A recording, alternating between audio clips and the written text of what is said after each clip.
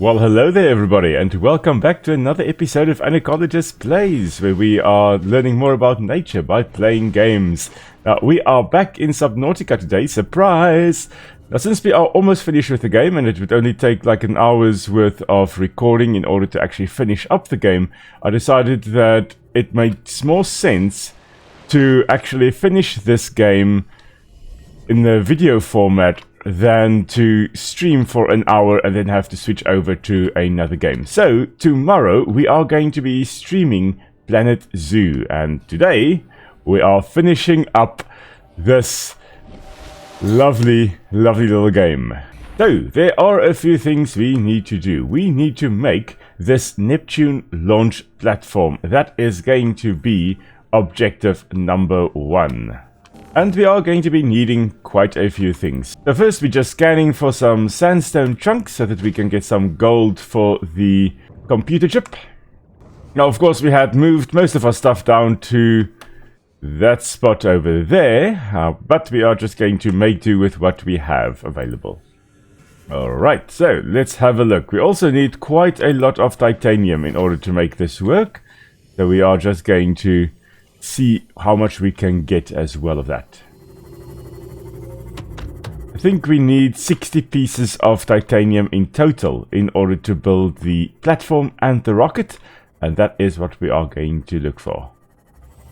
Now, it is quite sad to actually be finishing off this game. I am actually going to miss it, but I am very much looking forward to actually heading over to Planet Zoo now and playing around a bit there to make as ethical zoos as we possibly can, and to also learn a little bit more and teach a little bit more about all the different creatures that we put in the zoo there. And so during our live stream tomorrow, you'll be able to also guide me in terms of which animals I should be putting in the zoo that we build together, and any interesting things you would like me to talk about or see or do in the game there. Alright, we do still need some table coral here. Of course, table coral so-called because they form these flat areas like we have here, not like brain coral. This is a type of brain coral-like effect, which forms this brain-like structure, and you've got all kinds of soft corals, and you've got hard corals, and you've got all kinds of different types of corals. But the table coral grows in those brackets that we saw there. Oh, wow. Look at this tiny little thing. This little thing is called a rock grub, so it was also producing a tiny little light, and now of course we are being harassed by the sand shark over here. There it is now. Let's just still try to scan this. Oh, stop harassing me, please. We may be on a mission, but we can nonetheless have a look at all kinds of wonderful little creatures we encounter. But that little rock grub there we go, is a type of scavenger. And it's a distant relative of the sand shark. Interesting. Unusual limbs, the segmented exoskeleton, and the burrowing behavior. So very interesting. This circular set of teeth, very similar to what we see in lampreys, but the lampreys, they use that to actually dig into fish, into the fish's body, and actually drink the blood of the fish in that way.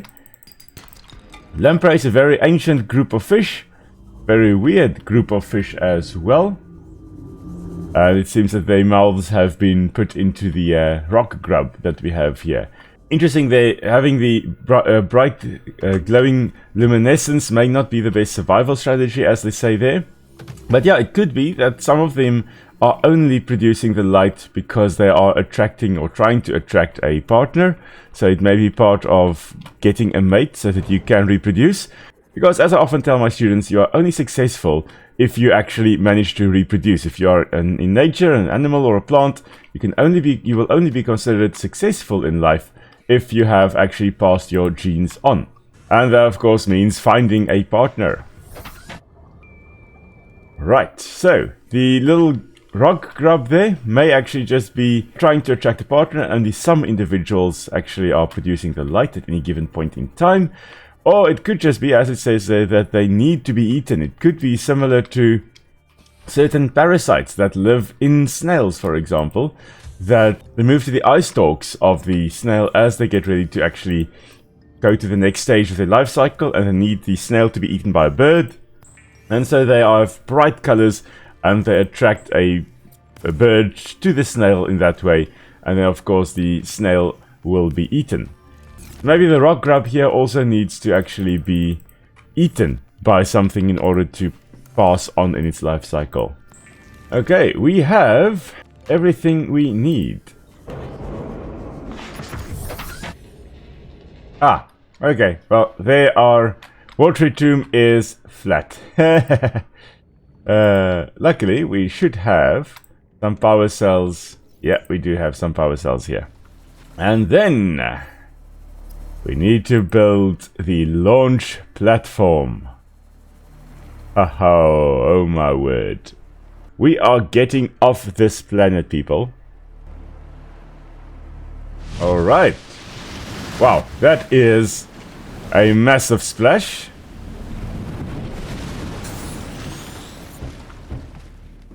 Right, then we first need to make the gantry, which has plasteel that we have to make, copper wire and lubricant. Now the plasteel, I know that we need lithium for that. So we're just quickly going to pop over to the Grand Reef. Over there, we should be able to get the sea treader leviathans. They are there, and we should then be able to actually and then we should be able to get some plasteel over there. Okay, we are getting closer. There is the ghost leviathan right up there. One of the last times we are probably going to be seeing it. And we just need to find the sea traders now. There we go. Okay, so there they are, the friendly leviathans. We are going to need some rubies as well, so may as well just quickly go grab this. And of course there's a warper here. Okay, the warper has gone away. Great. Allows us to actually quickly come in and get as much of the shale, or break open as much of the shale as we can. Marvelous way, easy way to get gold, diamonds and lithium. Alright, well, that went well. So now, since we are here, we may as well actually go for the breadcrumb trail and head down over there, because I do believe we are going to have to go and get some things down below as well. We're going to come back up with the Cyclops after that. Okay, so we are just going to be docking our Seamoth up here, and then I think we are going to be using the Cyclops for the rest of the travel, because we can carry so much more with our Cyclops than with the Seamoth. Right, so there are a few things that we also do need now, and that would be... we need some nickel. We have got some nickel, that's good. We need quite a bit of kyanite as well. We have got kyanite. We need quite a few ion cubes as well that we have got. We need rubies. We need crystalline sulfur. I'm glad we've got a whole bunch of that. Okay, so there are quite a few things that we can take from here up to the Cyclops. So let's quickly do that. And so we are taking our prawn suit over here for one last spin to go and see if we can just get some more titanium.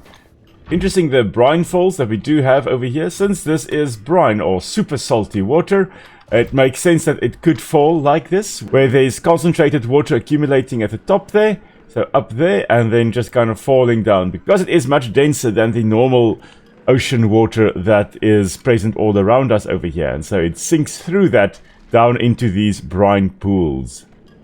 I must say, I am going to miss this non-architectural base and the cove tree, just the view over here. Oh, it's just amazing. I'm going to miss it, but I'm also very keen to get off this planet. Hopefully now I do have everything I possibly need. I have got... oh, I do not have the power cells installed, but I do have kyanite. I've got the I've got the sulfur, the crystalline sulfur that we should get down here. I have some nickel, I've got lithium, I've got everything I think I possibly need. Watch now how there is one thing that I don't have. But anyway, we are going back to the surface and hopefully we are going to build a rocket and blast off. First, however, we need to sneak past this little ghosty boy up here, who is really making life difficult over here. Thankfully, we are doing silent running. Not very cool runnings, but silent runnings. Soon as we are away from him, well, it's both male and female as far as I recall. As far as I recall, the Leviathans in this game are hermaphrodites, meaning that they've got both male and female organs, and they can, all of them, actually lay eggs. So you just need 2 to properly populate the area again. But they are not able to fertilize themselves, unlike some snail species which can. So many snails are also hermaphrodites, and most of them will need 2 individuals in order to actually reproduce though. But some species are able to fertilize themselves, which means you only need 1 individual for a new population to actually start. Just passing by the reef backs one more time.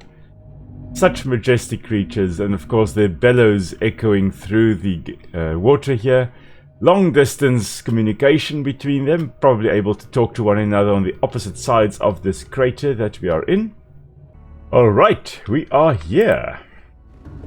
Time to go and build some stuff. A few moments later. Okay, now we've got everything we need for that. So, first part of the rocket. Here's to be built. So, let's construct the gantry. This will of course be where we get up to the rocket itself. Fluid, I've got more than enough water, that's fine.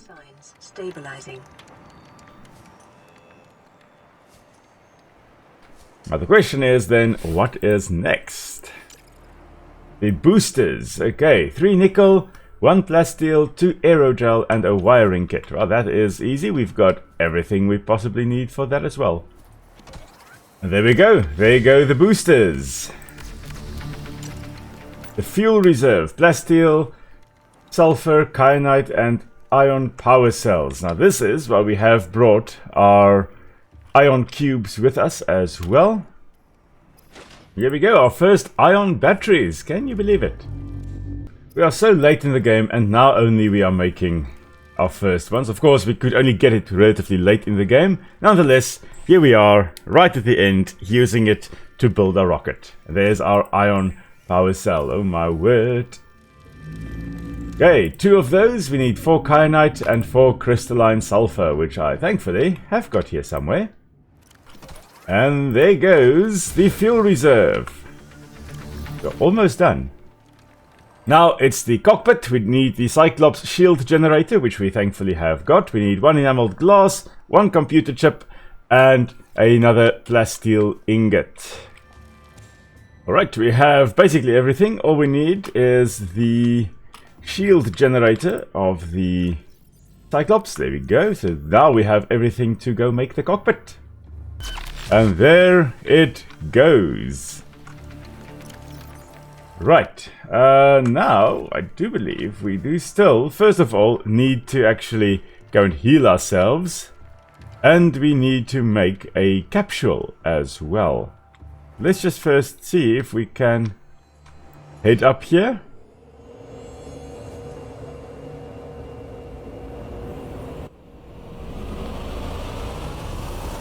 Oh, yes. Neptune Rocket online. Oh, marvelous.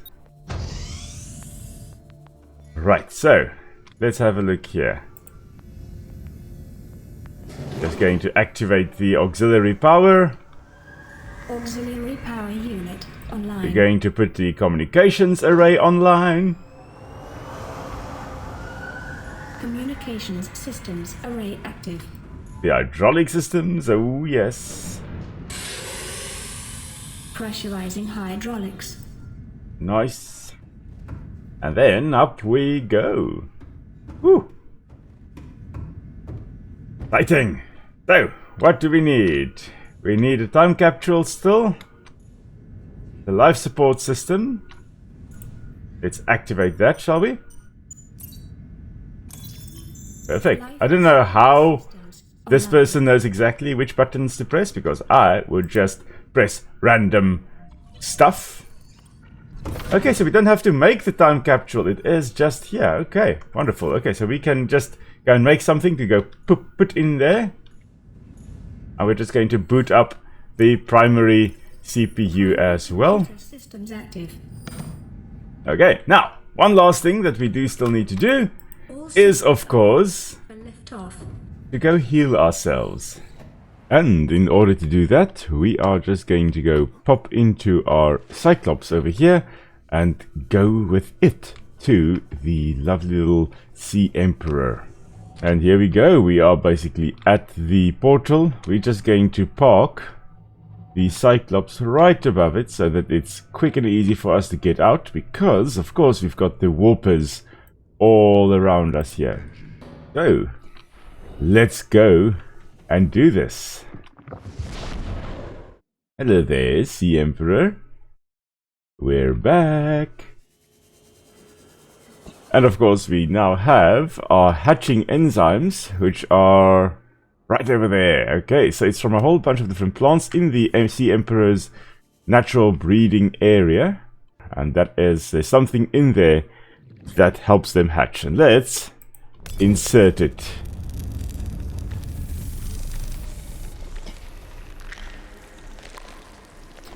Oh, look at the little babies.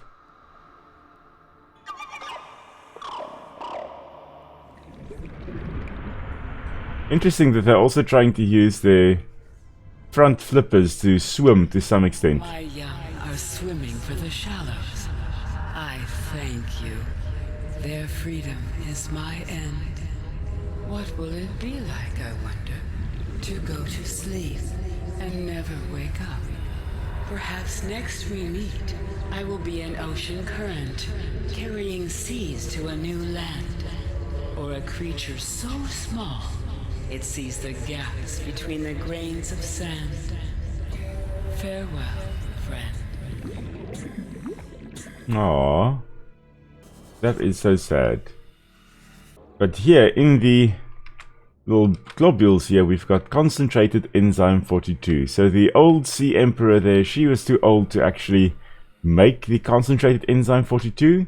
The young ones are strong enough to still make it. And so we can obviously go and touch it.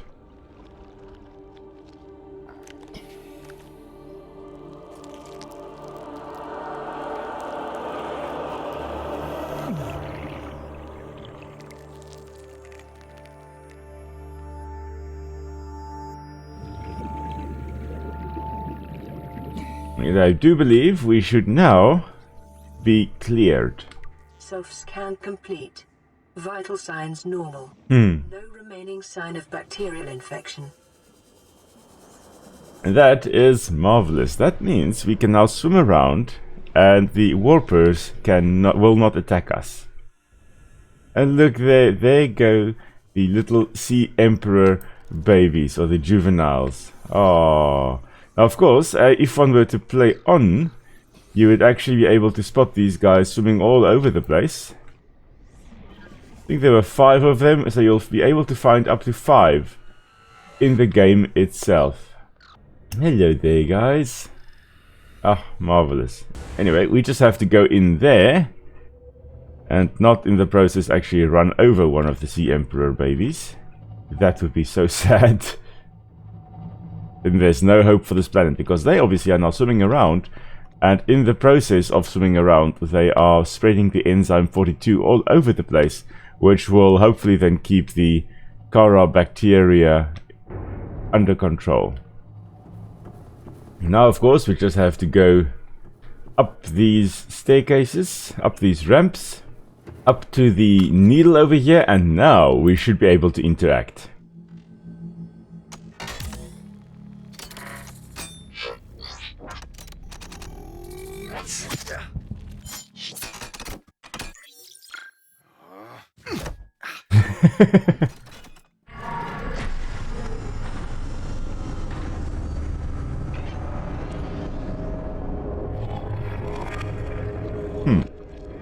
I'm guessing the quarantine enforcement platform is now offline.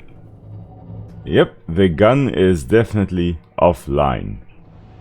And so as the sun rises on our last day, we're just going to make a little capsule to drop down as we leave this planet. And then we are heading off. And what we are going to be putting in there would be some ion batteries and some ion power cells. So though we never got to use them, we are going to give that to whoever finds this time capsule. And up we go, one last time. Alright, time capsule time. Let us put in those three things. And we're going to just put in one water there as well. Actually, what would be even more amazing to put in here is the Mark III depth module of the Cyclops. And now it's just time to put a nice little message up here. Right, and it's just, hello there adventurer, surviving in a harsh ocean can be tough. Hopefully these batteries and power cells can help you on your journey. Never forget that a survivor should always be curious but safe. The depth module will help you with the former, but the latter is up to you. Stay safe out there adventurer, perhaps we'll meet in the next life. Will. Okay. And now, I think we are ready. Capsule ready. Yes. Okay. So here we go, guys. Time to launch.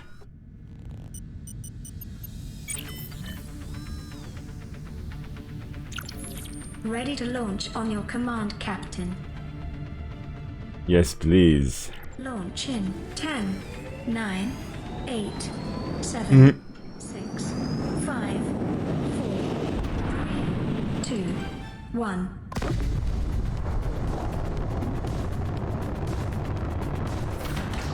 Time capsule jettisoned.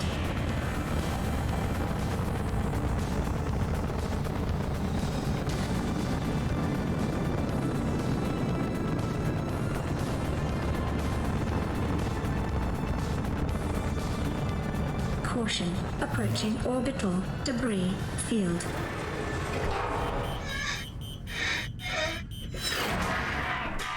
Oh dear. Orbital debris field clear. Okay. That of course is why we have our Turn maneuver. shield generator. And there you can see there's a little bit of land over there. Not sure whether that was the one island we did. There's another little island. I think those are the islands. Confirm destination coordinates. Nearest interstellar phase gate. Engaging ion boosters in 3, 2. And there's the ice world, ice part of the planet that you do in Subnautica below zero.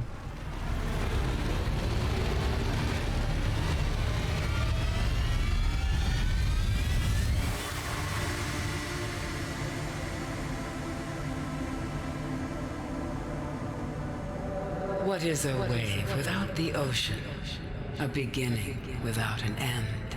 They are different, but they go together. Now you go among the stars, and I fall among the sand. We are different, but we go together. Aww. Talking about leaving the planet. A shame. Well. That is a very, very nice ending.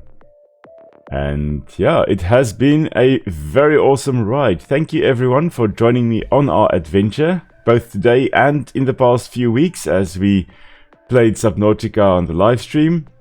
I hope you guys enjoyed this little episode as well, wrapping it all up together again.